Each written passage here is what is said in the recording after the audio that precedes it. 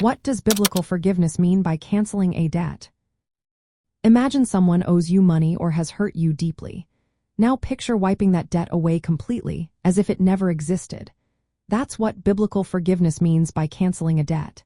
It's not just forgetting or ignoring what happened. It's about releasing the obligation or offense that someone owes you, whether it's money, a mistake, or a hurtful action. Think of it like erasing a financial debt so it no longer needs to be paid. In the Bible, debt often symbolizes sin or wrongdoings that separate us from God and others. When we forgive, we are removing that barrier, freeing the person from guilt and restoring the relationship. In biblical times, debt was literal and metaphorical. People owed money or goods, but also sins or offenses against God or neighbors. The Lord's Prayer says, "Forgive us our debts as we also have forgiven our debtors." This shows a link between forgiving others and being forgiven by God. It's a two-way street. The idea is that forgiving others reflects God's mercy toward us. If we want God to forgive us, we must also forgive those who wrong us. In the Old Testament, there were special times when debts were canceled. During the Jubilee year and the Sabbath year, debts were forgiven, slaves were freed, and land was returned.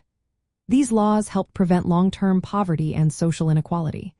But some say that Jubilee was about forgiving debts that had already been paid or expired, not just wiping everything clean. Still, the main point was mercy and restoring people's lives. In the New Testament, Jesus teaches about forgiveness through stories. One story tells of a servant who is forgiven a huge debt by his master but then refuses to forgive a small debt owed to him. Jesus uses this story to show that, just as God forgives us generously, we should forgive others fully and freely. Forgiving isn't about keeping score or holding grudges. It's about releasing the burden of offenses, which helps both the person forgiving and the one being forgiven. For Christian teens today, understanding biblical forgiveness as canceling a debt can be both challenging and joyful. It pushes us to let go of resentment, anger, or revenge when others hurt us. That can be hard, especially in conflicts with friends or family.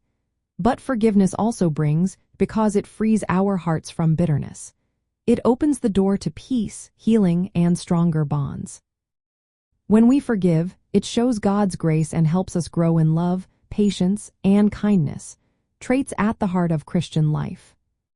Practically, forgiving someone means choosing to cancel the debt of their wrongs. It's about not holding their mistake against them or demanding an apology before moving on. Forgiveness doesn't mean ignoring serious harm or enabling bad behavior. It's about releasing the personal burden of anger and bitterness, trusting God to handle justice. When we forgive, we're not just letting go of the offense. We're reflecting God's mercy and showing that love is stronger than hurt.